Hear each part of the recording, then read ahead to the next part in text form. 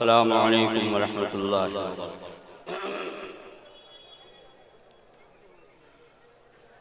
अल्लाहुम्मा सल्लि अला सय्यिदिना मौलाना मुहम्मदिन नबिय्यिल उम्मी व अला आलिहि व अस्हाबिहि व बारिक वसल्लिम। अल्हम्दुलिल्लाहि कफ़ा वस्सलातु वस्सलामु अला नबिय्यिल हबीबिल मुस्तफ़ा। अम्मा बाद, अऊज़ु बिल्लाहि मिनश शैतानिर रजीम। बिस्मिल्लाहिर रहमानिर रहीम। यरफ़इल्लाहु अल्लज़ीना आमनु मिनकुम वल्लज़ीना ऊतुल इल्म दरजात। सदक़ल्लाहु मौलानल अज़ीम। वक़ाल नबी सल्लल्लाहु तआला अलैहि वसल्लम, तलबुल इल्म फ़रीज़तुन अला कुल्लि मुस्लिमिन औ कमा क़ाल अलैहि सलातु वस्सलाम।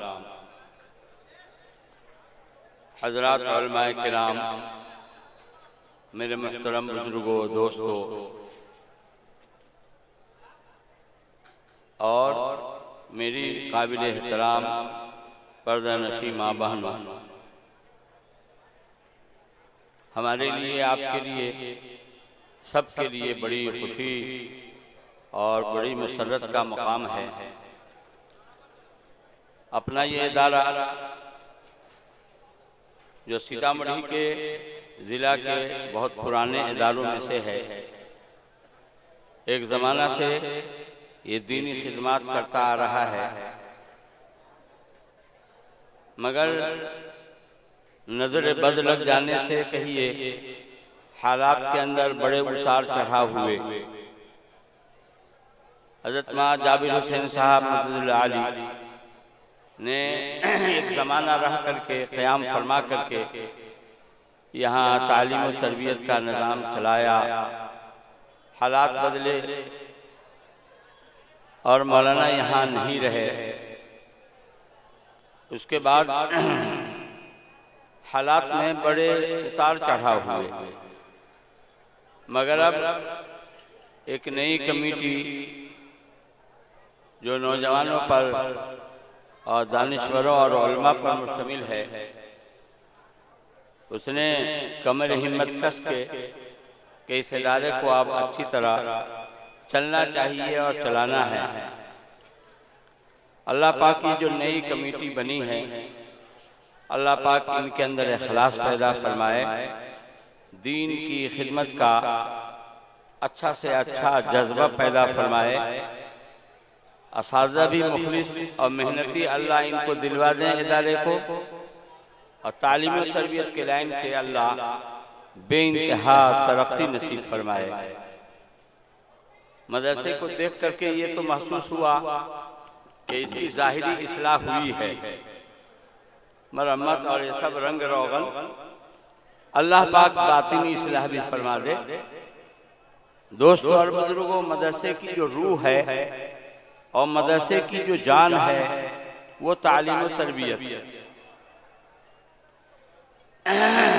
मैं तो कहा करता हूँ कि मदरसे के अंदर बहुत सारे अभी उलमा, मदारिस के चलाने वाले और जिम्मेदार लोग होंगे, हैं। अभी मदारिस के अंदर दो चीज़ों पर ध्यान दिया जाए तो अल्लाह की मदद शामिल हाल होगी और होती है, और अल्लाह पाक फिर उस इदारे से खैर के और बरकत के दहाने खोलता है, और इस तरीके से वो इदारा बाफैज़ होता है कि इल्मी और अमली मैदान में उसका फैज़ बिल्कुल सूरज की तरह रोशन होता है। मदरसे वालों को दो काम करना होगा, एक तो है तालीमात और दूसरे है मालियात। तालीमी एतबार से बिल्कुल चौकसी हो, असाज़ा मुखलिस हो, मेहनती हो, उनको एक धुन सवार हो और दिन रात का ओढ़ना बिछौना तालीम और तरबियत को बनावे। और इसी तरीके से दूसरी चीज है मालियात। मालियात का हिसाब बिल्कुल साफ सुथरा हो। हम सब असल में अल्लाह के यहाँ जवाबदेह हैं, हर कोई अल्लाह के यहाँ जवाबदेह होगा, लेकिन कौमी इदारा है कौम के पैसे दो पैसे से इस तरह के इदारे चल रहे हैं, तो अवाम को भी मुतमईन करना और इनको हिसाब किताब। मैं तो कहा करता भाई, 5 आदमी को और 4 आदमी को आप हिसाब नहीं दे पाते हैं तो अल्लाह की अदालत में आप कैसे हिसाब दे लीजिए? जब 5 आदमी को आप हिसाब नहीं समझा सकते हैं, नहीं दे सकते हैं, अल्लाह पाक के यहाँ आप कैसे हिसाब दे लीजिएगा? तो इसलिए जहां तालीम और तरबियत का निज़ाम सही हो, तालीम और तरबियत अच्छी हो और मालियात का हिसाब भी सही हो, साफ सुथरा हो, तो फिर अल्लाह की तरफ से खैर के फैसले होते हैं और अल्लाह की मदद शामिल हाल होती है और फिर दिन का बड़ा काम हो जाता है। और अगर तालीमात के अंदर कोई चौकसी नहीं है, पढ़ा तो पढ़ा बच्चों ने, नहीं पढ़ा तो नहीं, अपनी हाजिरी बनती चली गई और बच्चे आ रहे हैं और जा रहे हैं और कुछ हासिल बच्चों को नहीं हो रहा है और मालियात का भी वही हाल हो, तो फिर इंदन्नास भी ऐसे इदारे की कोई वक़ात नहीं रहती है और ऐसे इदारा के चलाने वाले की भी कोई वक़ात नहीं रहती है और अल्लाह के यहाँ जो गिरफ्त होगी वो अलग होगी। 2 चीजों को अगर दुरुस्त कर लिया जाए, तालीमात को और मालियात को, तो इंशाअल्लाह हर तरह से खैर की उम्मीद होगी और अल्लाह की तरफ से बरकत का नुज़ूल होगा और बेइंतहा इदारे को तरक्की होती चली जाएगी। ये 2 बातें ऐसी हैं जो मैं नेपाल में और कहीं भी मेरा सफल मदरसे के जलसे में होता है तो मैं ये बात अर्ज करता हूँ। हम सब के मुसल्लम बुजुर्ग हजरत शेखुल हदीस हजरत मौलाना ज़करिया साहब रहमतुल्लाह अलैह मुहाजिर मदनी राजवी जन्नतुल बकी में मदीना मुनव्वरा में लेते हुए हिजरत फरमाकर जब मदीना मुनव्वरा गए, हिंदुस्तान आना जाना रहा, लेकिन असल सुकूनत उन्होंने वही इख्तियार कर लिया और दिल के अंदर उनके जज्बा था कि मदीना मुनव्वरा की और जन्नतुल बकी की मिट्टी और खाक नसीब। बहुत ऊंचा जज्बा था।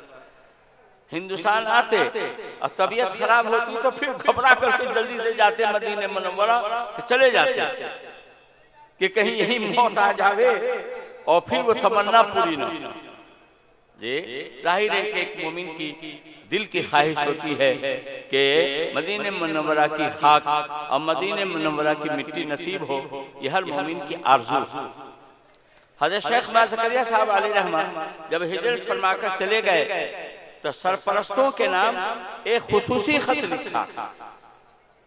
खत का मजमून ये था कि मेरे नजदीक 2 चीजें सबसे अहम हैं, इनमें बिल्कुल दयानतदारी से काम हो और खयानत हरगिज़ न आने पाए, तभी इदारे के लिए खैर है, बरकत है और तरक्की है। अगर इन दोनों चीजों में सुस्ती बरती गई और खयानत की गई तो फिर अल्लाह की मदद उठ जाएगी और फिर इदारा तरक्की नहीं कर सकेगा। वो 2 चीजें हज़रत शेख अलैहिर्रहमा ने जो 2 बातें लिखी, फरमाया मेरे नजदीक ये 2 बातें मदरसे के औकात और मदरसे के अमवाल, औकात का भी इस्तेमाल सही हो और मदरसे के माल का भी इस्तेमाल सही हो। औकात का इस्तेमाल इस तरह सही हो कि दर्स का जो वक्त है बिल्कुल पाबंदी के साथ असातिज़ा आवें और दयानतदारी के साथ बच्चों को पढ़ावें। ये नहीं कि आ तो गए दर्सगाह में लेकिन गप्पास्टिंग करके, किस्सा कहानी करके और घंटी को जो है पूरा कर लिया, नहीं, औकात की पाबंदी हो और दयानतदारी के साथ वक्त का इस्तेमाल सही हो। और दूसरी चीज माल है, अमवाल है, माल का भी इस्तेमाल सही हो। ये माल का ज्यादातर हिस्सा बच्चों पर खर्च हो। हमारे यहाँ कन्वा आशुफुलूम में अभी जो नाज़िम साहब हमारे गुजरे हजरत बाजुबैर साहब मरहूम रहमतुल्लाह अलैह फरमाया करते थे कि 60% हिस्सा रुपये में 60% कम से कम बच्चों पर खर्च, इनके खुराक पर, इनकी किताबों पर, इनकी रोशनी पर, इनके लिए पानी के इंतजाम पर 60% इन पर खर्च होना चाहिए। और 40% में और सब काम किए जाएं, क्योंकि लिल अक्सर हुक्मुल कुल, अक्सर हिस्सा जब 60% बच्चों पर खर्च होगा तो गोया अक्सर हिस्सा बच्चों पर खर्च हुआ। और कहते हैं लिल अक्सर हुक्मुल कुल, अक्सर को जो है कुल का हुक्म दे दिया जाता है, गोया के पूरा माल बच्चों पर खर्च हुआ। तो हजरत शेख हम सब के मुसल्लम बुजुर्ग हजरत ने ये खत लिखा, मकतूब ग्रामी लिखा मज़ाहिर उलूम के सरपरस्तों के नाम, और इन दोनों बातों की ताकीद किया कि मदरसे के औकात का भी इस्तेमाल सही हो और मदरसे के अमवाल का भी इस्तेमाल सही हो। दोस्तों और बुजुर्गों, ये बात तो ज़िम्नन निकल आई कि इदारा में जो है हालात आए, उतार चढ़ाव हुआ, और लेकिन अब जो कमेटी बनी है माशाअल्लाह इन लोगों ने थोड़ी मुस्तैदी दिखलाई है, ज़ाहिरी इसकी इस्लाह कर लिया है। जी अल्लाह इनको जज़ाए खैर दे, इन नौजवानों को, इन कमेटी वालों को, और उनके पीछे हमारे जो बूढ़े बुजुर्ग लोग जिनके मशवरे और जिनकी दुआएं इनके शामिल हाल हैं, हम सबको अल्लाह बातनी भी इस्लाह इस इदारे की फरमा करके इसकी रूहानियत को और इसके तालीम और तरबियत के माहौल को अल्लाह फिर से पैदा फरमा दे। दोस्तों और बुजुर्गों, अल्लाह पाक ने इल्म के अंदर रिफात रखी है, बुलंदी रखी है। कोई सा भी इल्म हो उसके अंदर आप देखेंगे कि उसके अंदर रिफात है, बुलंदी है।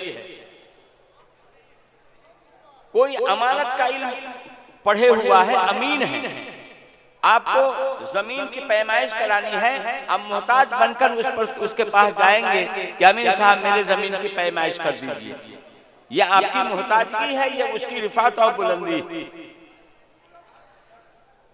कोई हिसाब में उलझे हुए हैं और साफ नहीं हो पा रहा है जी, तो मैथ में हिसाब में जो माहिर आदमी है उसका आप सहारा लेते हैं, और ये कि भाई हिसाब में हम उलझे हुए हैं, जरा हिसाब को सुलझा दीजिए। यह आपकी मोहताजगी है, यह आपकी पस्ती है, और वो उसकी बुलंदी। इल्म के अंदर जी कोई भी इल्म हो उसके अंदर अल्लाह पाक ने रिफात और बुलंदी रखी, और खास तौर पर ये कुरान और हदीस का जो इल्म है इसके अंदर तो अल्लाह पाक ने बेइंतहा रिफात रखी, यहाँ भी बुलंदी रखी है। अकल क़यामत के दिन भी इसके अंदर रिफात और बुलंदी का वो मकाम हाफिजों को और आलिम बाअमल उलमा को, और इस तरीके से जो दीन की खिदमत करने वाले हैं उनको वो रिफात हासिल होगी कि आदमी देख करके अश अश करता रह जाएगा और रश करेगा। यहाँ भी एक बच्चा है जो पस्त बिरादरी से ताल्लुक रखता है, ये जैसे दलित लोग होते हैं इसी कोई पस्त बिरादरी का है, लेकिन वो अच्छा हाफिज है और अच्छा कारी है और अच्छा आलिम है, तो आप जुमा का इमाम उसी को बनाएंगे, ईदैन का इमाम उसी को बनाएंगे, जनाजा की नमाज उसी से पढ़ाएंगे, और यह है उसकी रिफात, यह है उसकी बुलंदी कि अल्लाह पाक ने इल्म के अंदर कैसी रिफात और बुलंदी रखी। दोस्तों आप ये जहन में रखें, एक वो इल्म है जो हमारी जरूरत है, दूसरा वो इल्म है जो हमारा मकसद है। जरूरत में आदमी बकदरे जरूरत वक्त लगाता है और मकसद के अंदर भरपूर वक्त लगाता है। खाना पीना जरूरत है, उसमें आदमी ज्यादा वक्त नहीं लगाता। पैखाना पेशाब जरूरत है, और इसी तरीके से सोना ये भी एक जरूरत है। इन जरूरत की चीजों में जरूरत के मुताबिक आदमी वक्त लगाता है, लेकिन जो मकसद है उसके अंदर ज्यादा से ज्यादा और भरपूर वक्त लगाता है। ये जो असली तालीम है ये हमारी आपकी जरूरत है। हमें डॉक्टर की भी जरूरत है और इंजीनियर की भी जरूरत है और वकील और जज और बैरिस्टर की भी जरूरत है, और कहते चले जाइए ये सब हमारी जरूरत है। और जरूरत इसी जिंदगी के लिए, फिर मरने के बाद हमें डॉक्टर की जरूरत नहीं होगी, हमें इंजीनियर की जरूरत नहीं होगी। अब वो होगी तो क्या होगी साहब, न मैदान हश्र में इनकी जरूरत पड़ेगी और न जन्नत में जरूरत पड़ेगी। जन्नत में कोई बीमारी नहीं पड़ेगा कि डॉक्टर आवे क्या। ये जो हमारी जरूरत है, डॉक्टर की जरूरत बेशक जरूरत है, इंजीनियर की जरूरत है, वकील जज बैरिस्टर की जरूरत है, ये सब हमारी जरूरतें हैं और इस दुनिया की जरूरतें हैं। मरने के बाद ये जरूरत खत्म, न कब्र में, न हश्र में, न जन्नत में, कहीं भी अब इनकी डॉक्टर की या मास्टर की और इंजीनियर की कोई जरूरत नहीं पड़ेगी।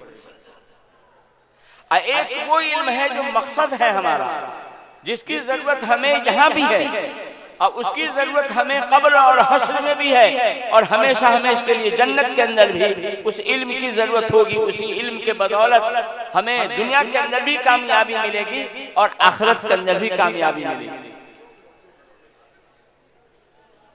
दोस्तों, ये जो जरूरत का इल्म है, आपको याद होगा कि जब हिंदुस्तान के ऊपर अंग्रेज का तसल्लुत हुआ था और अंग्रेज ने मदारिस को उजाड़ दिया, दिल्ली के अंदर उसके अतराफ के अंदर हजारों मदारिस थे, सब पर बुलडोजर चला दिया।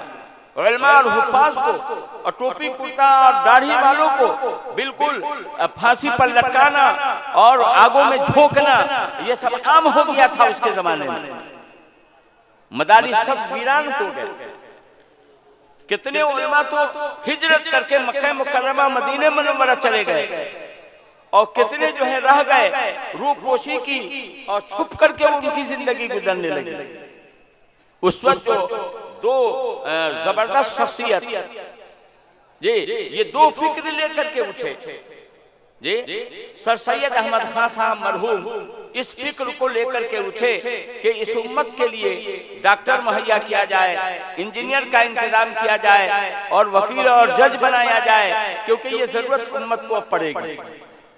वहीं जो है इस उम्मत को अच्छे आलिम की जरूरत पड़ेगी और अच्छे मुफ्ती और कारी और काजी की जरूरत पड़ेगी, फकीह की जरूरत पड़ेगी।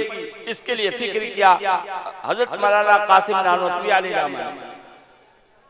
दोनों ने अपने अपने नजरिए से और अपनी अपनी सोच से मेहनत शुरू किया। हजरत मौलाना कासिम नानोतवी रहमतुल्लाह अलैह ने आम मुसलमानों के पैसे तो पैसे से, क्योंकि इस्लाम मुसलमानों की जो हुकूमत थी वो छीन लिया अंग्रेजों ने और कोई सूरत नहीं थी मदरसे के चलने चलाने की। अल्लाह पाक ने उनके दिल में इल्का किया, इल्हाम किया। ये मदारिस की जो जाल बिछी हुई है, ये सब इल्हामी मदरसा और उसका सर चश्मा और जो बुनियादी मदरसा है यही दारुल देवबंद है, दूसरे नंबर पर मज़ाहिर सहारनपुर, फिर उसके बाद शाही है और उसके कई साल के बाद दारुल नज़्वतुल उलमा है जी। तो हमारे बुजुर्गों ने इस लाइन से फिक्र किया कि दीन की हिफाजत कैसे होगी, कुरान और हदीस की हिफाजत कैसे होगी। और सर सैयद अहमद खान साहब ने इस लाइन से फिक्र किया कि इस उम्मत को जो है मुसलमान डॉक्टर दिया जाए, मुसलमान इंजीनियर दिया जाए, मुसलमान वकील और जज पैदा किया जाए। उस लाइन से इन्होंने मेहनत की, ये भी अपने हद तक कामयाब रहे। और हजरत मौलाना कासिम नानोतवी अलैहिर्रहमत और इनके हम नवाज उलमा थे, उन्होंने इस लाइन से मेहनत किया और अल्हम्दुलिल्लाह बहुत हद तक कामयाब रहे। अहमदाबाद जाना होता है, एक हाजी साहब के यहाँ जाना हुआ। वह हाजी साहब कहने लगे कि मौलाना अब हाफिज बनाना बंद कीजिए, उसके दर्जे को बंद कर दीजिए, हाफिज मत बनाइए आप। क्या हो गया है? रमजान शरीफ आता है तो एक एक मस्जिद में 10-10 हाफिज आते हैं कि हम सुना देंगे तो हम सुना देंगे, झगड़ा होता है। इसलिए हाफिज बनाना बंद कीजिए। अंदाजा लगाइए कि कितने हुफ्फाज इस हिंदुस्तान के अंदर तैयार और कितने उलमा और कितने मुफ्तियाने किराम और कितने कुर्रा तैयार हो रहे हैं जी। अंदाजा लगाइए। मैंने उस हाजी साहब को कहा कि हाजी साहब आपको ये मानना पड़ेगा कि हम जो हाफिज बनाते हैं वो तरावी सुनाने के लिए नहीं बनाते हैं, हम तो हाफिज इसलिए बनाते हैं कि कुरान पाक की हिफाजत का वादा जो अल्लाह ने फरमाया है, हमारे ये हाफिज लोग उसके लिए तैयार हैं, अपने सीनों को तैयार किए हुए हैं कि इस सीने में हम उसको महफूज करते हैं और इस तरीके से जो है कुरान पाक की हिफाजत के लिए हम इस्तेमाल होना चाहते हैं। और उस पर वो बशारतें और वो फजीलतें जो एक हाफिज के लिए है वो हासिल हो, उस बशारत और फजीलत को हासिल करने के लिए हम हाफिज बनाते हैं। हाफिज इसलिए नहीं बनाते हैं कि हम तरावी पढ़वा। तो दोस्तों और बुजुर्गों, दोनों ने अपने अपने जहन फिक्र के मुताबिक काम शुरू किया और हिंदुस्तान के अंदर काम हो रहा है और होता चला जा रहा है अल्लाह के फजल से। और ये जहन में रहे कि जो हमारे मदारिस हैं, यहाँ हम हिंदी, इंग्लिश और हिसाब इसकी भी तालीम हम देते हैं, जरूरत के मुताबिक देंगे, जरूरत के मुताबिक देते हैं और जरूरत के मुताबिक हम ये तालीम देंगे कि ये हमारी जरूरत। लेकिन मदारिस के क़याम का मकसद अच्छा आलिम, अच्छा फकीह, अच्छा मुफ्ती, अच्छा मुफस्सिर, मुहद्दिस पैदा करना है, ये खादिमाने दीन ये पैदा करना है। मदारिस के मकासद में से ये जिन लोगों ने जमीनें दी हैं, वक्फ किया है, इस मकसद के लिए दिया है, इसको हम दूसरे में इस्तेमाल नहीं करेंगे। अभी जो है हाल ही में 15-20 दिन पहले नेपाल का सफर हुआ। अपने यहाँ सुफलुम में लाइब्रेरी की तामीर का काम चल रहा है, उसी के लिए नेपाल जाना हुआ। एक साहब यहाँ पहुंचे, वो साहब जो है कहने लगे, रे नेपाल और इंडिया के सारे मदरसे ढकोसले, इंडिया और नेपाल के सारे मदरसे नाटक है और ढकोसले। बड़ा गुस्सा आया, क्या साहब क्या बोल रहे हैं, आप मुसलमान हैं? सोच समझ के न बोलिए, ये सब ढकोसले हैं। कुरान की खिदमत ये ढकोसला है, कुरान पढ़ना ढकोसला है, पढ़ाना ढकोसला है, हदीस पढ़ना पढ़ाना ये ढकोसला है। अपने ईमान की खैरियत कीजिए, अपने ईमान की खैर बनाइए। कैसे हम मुसलमान हैं? मदारिस से कहने लगा कि मदारिस से डॉक्टर क्यों नहीं पैदा कर रहे हैं, और मास्टर क्यों नहीं पैदा कर रहे हैं, और इंजीनियर क्यों नहीं पैदा कर रहे हैं, बैरिस्टर क्यों नहीं पैदा कर रहे हैं? हमने कहा कि देखिए, ये आपकी दुकान बिजली के सामान की, इस आपकी दुकान में कोई दवा लेने आए तो क्या कहिएगा? कहना साहब यहाँ दवा नहीं मिलती है, आप दवा खाने में जाइए। कपड़े की दुकान में चला जाए कोई और गल्ला, अनाज, चावल और दाल वहाँ तलाश करे तो कपड़ा का ताजिर कहेगा कि ना यहाँ चावल दाल नहीं मिलती। लोहा लक्कड़ की दुकान में कोई चला जाए और कहे कि सोना चांदी हमको चाहिए, तो लोहा लक्कड़ की दुकान वाला कहेगा कि ना मेरे यहाँ लोहा लक्कड़ बिकता है, सोना चांदी नहीं। अब भला बतलाइए कि सब अपनी अपनी जरूरतों में और इंसान की जरूरतों के पूरा करने में लगे हुए हैं। न बिजली के सामान की जो दुकान है ये बेकार है, और न कपड़े की दुकान है वो ढकोसला है, और गल्ला अनाज की जो दुकान है वो भी ढकोसला नहीं है। सब इंसानी जरूरतों को पूरी करने में लगे हुए। अगर ये मदरसा वाले भी कौम मिल्लत की एक जरूरत को पूरी कर रहे हैं, अच्छा हाफिज, अच्छा कारी, अच्छा मुफस्सिर और अच्छा मुहद्दिस और अच्छा मुफ्ती तैयार कर रहे हैं, तो ढकोसला कैसे हो गया? आप लोग डॉक्टर जाकिर नाइक क्यों नहीं तैयार कर रहे हैं? बड़ा डॉक्टर जाकिर नाइक कोई फकीह है? तना मुफ्ती है? नहीं। मुहद्दिस है? नहीं। ये इस्लामी मालूमात है, और उसकी रोशनी में वो काम कर रहे हैं, और जो काम कर रहे हैं हम उनको सराह रहे हैं, लेकिन वो अपने हद में रहे। वो इस्लामी मालूमात रख करके ये समझे कि हम ही मुफ्ती हो गए, हम ही मुहद्दिस हो गए, हम ही फकीह हो गए, ये तो महाबेवकूफी होगी। ये कोई डॉक्टरी पढ़ाई पढ़े और कहे कि हम ही इंजीनियर हो गए हैं, हम ही वकील बैरिस्टर हो गए हैं, तो उस डॉक्टर की बेवकूफी होगी। हर एक का मैदान है। तो ये मदारिस हैं, इनके मकासद ये हैं, और बुनियादी मकसद इसका ये है कि कुरान हदीस की हिफाजत हो, और कुरान और हदीस की सही तालीम हो, और तालीम और तरबियत दे दिला करके इन बच्चों को इस तरह जो है कामयाब बनाया जाए। मदारिस का मकसद हरगिज दुनिया नहीं, हरगिज दुनिया नहीं जी। और रह गई दुनिया जी, तो दुनिया जो है ना, अल्लाह पाक किसी को भूखा नहीं रखता है।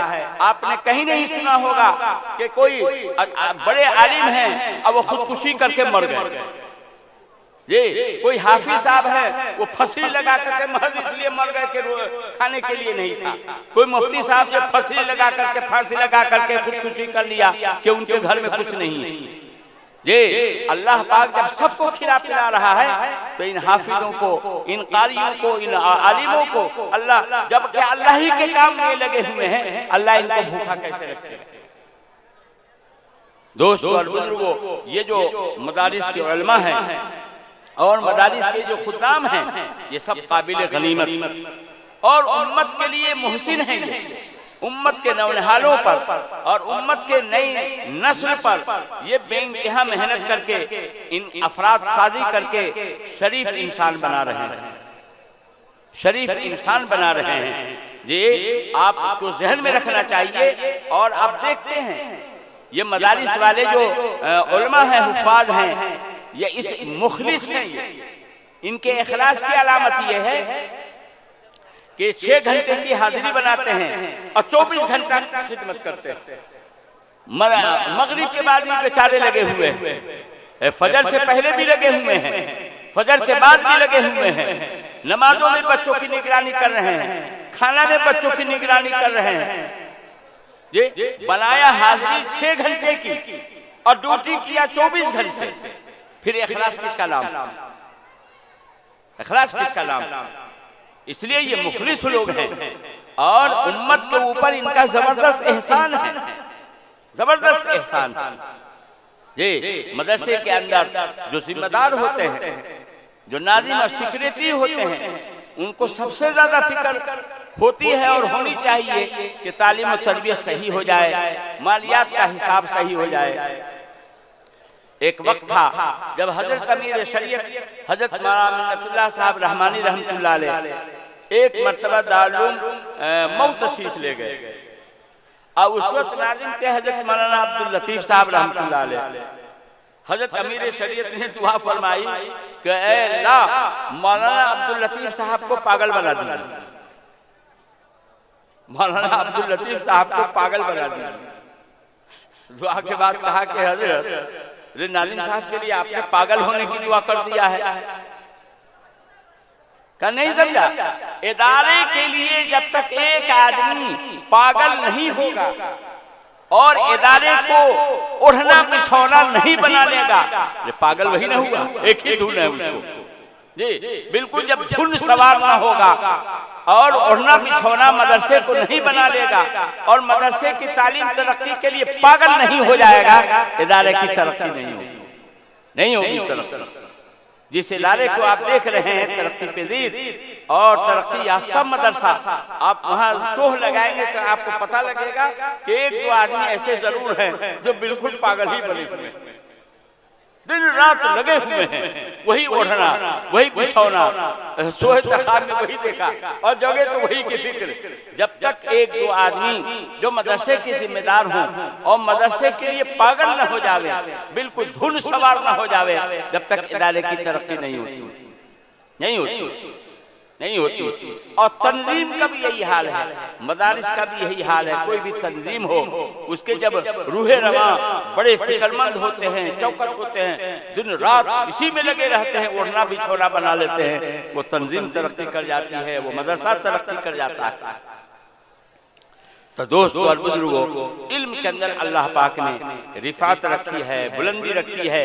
एक बात मैं कहूँ और मैं अपनी बात को समेट लूँ, ये जो हमारी नई नस्ल है, ये 4-5 साल की उम्र के जो बच्चे हैं, ये 4-5 साल की उम्र की जो बच्चियां हैं, इनके लिए सब आदमी फैसला कर ले, पहली फुर्सत में इनको दीनी तालीम दिलवानी है, इस्लामी बुनियादी तालीम इनको दिलवानी है।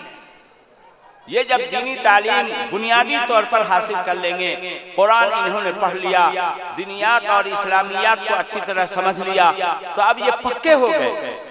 अगर ये स्कूल कॉलेज की तालीम में वो लगेंगे तो फिर इर्तिदाद का शिकार नहीं होंगे। फितने ऐसे पैदा हो रहे हैं और दुश्मनाने इस्लाम की तंजीमें और उनकी स्कीमें ऐसी हैं और उनकी तंजीमें काम भी कर रही हैं बड़ी फुर्ती से और मुस्तैदी से कि ज़हनी तौर पर कैसे मुर्तद बनाया जाए मुसलमान बच्चों को, और नाम के रहे वो मुसलमान लेकिन ज़हन और फिक्र के एतबार से हो जाए मुर्तद।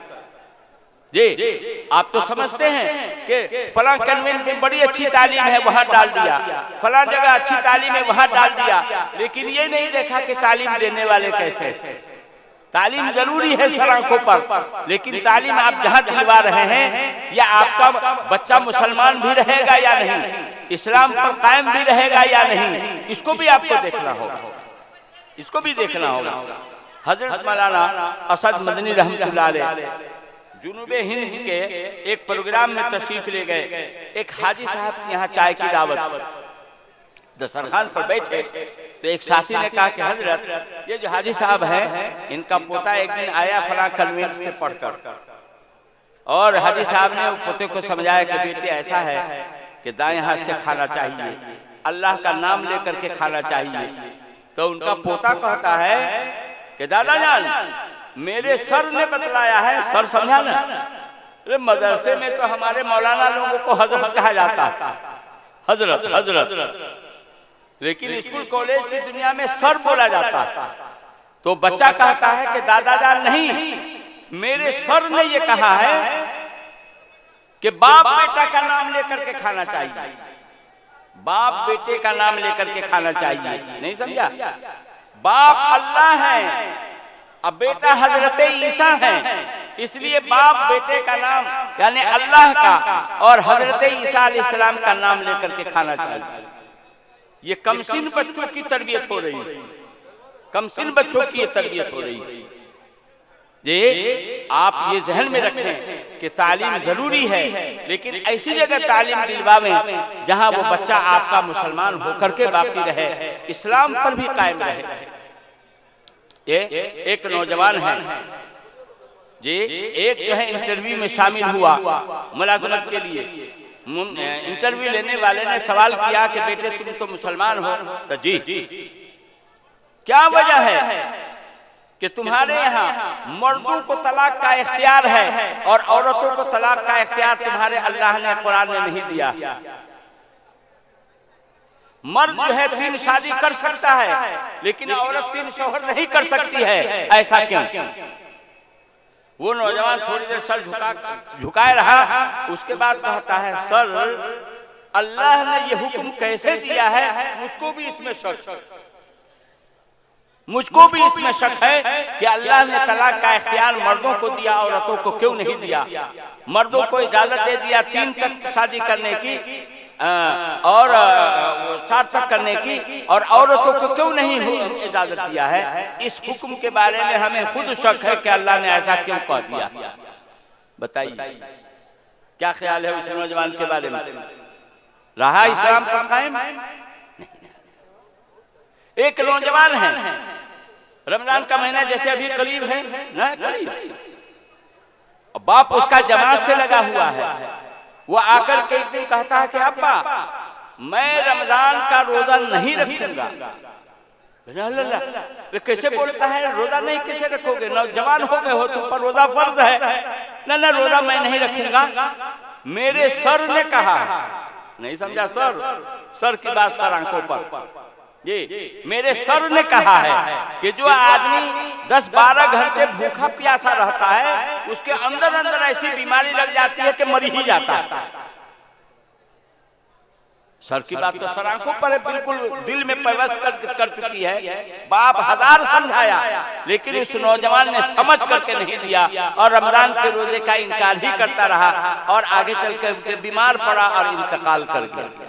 कहिए मुसलमान होकर के मरा?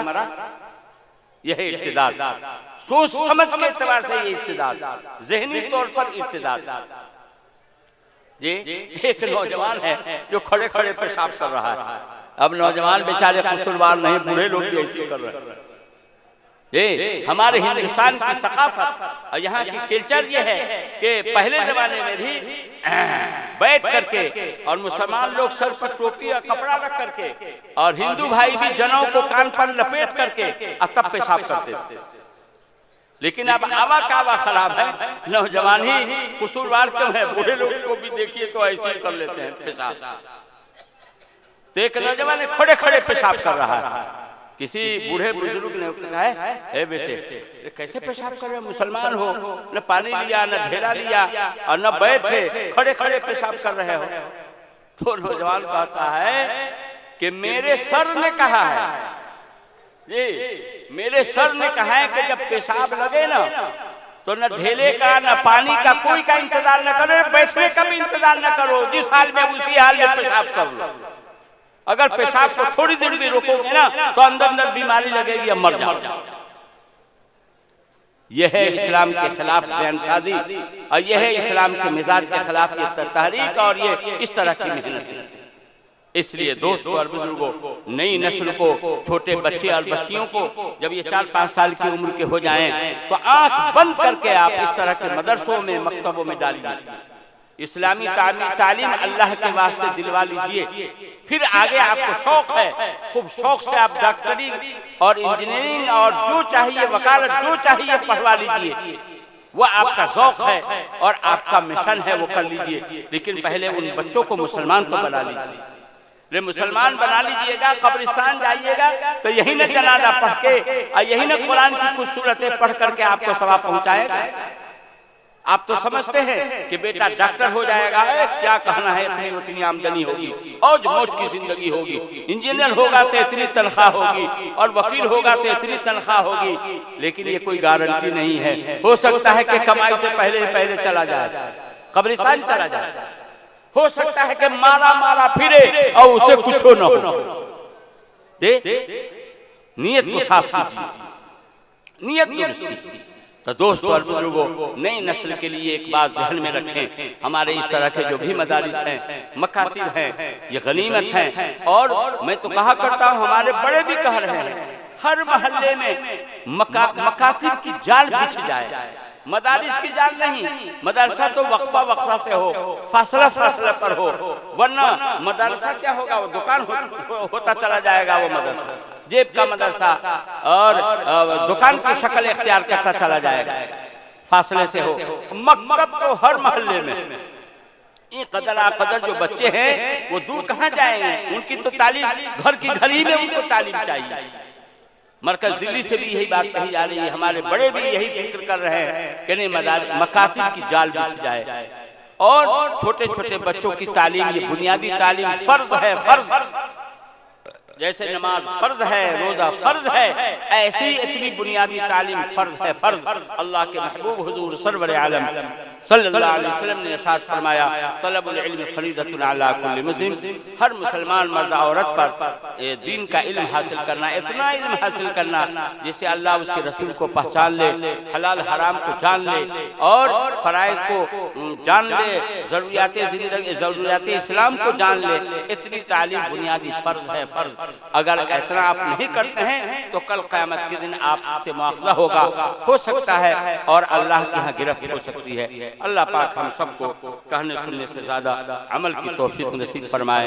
अल्लाह इस इदारे की हर किस्म के फितन से हिफाजत फरमाए। नए जज्बे के साथ, उमंग के साथ जो एक कमेटी आई है जी, अल्लाह इनको इखलास के साथ मेहनत करने की, इस इदारे की खिदमत करने की हिम्मत और तौफीक दे। ज़ाहिरी और बातिनी तरक्कियात से अल्लाह पाक इस इदारों को नवाज दे।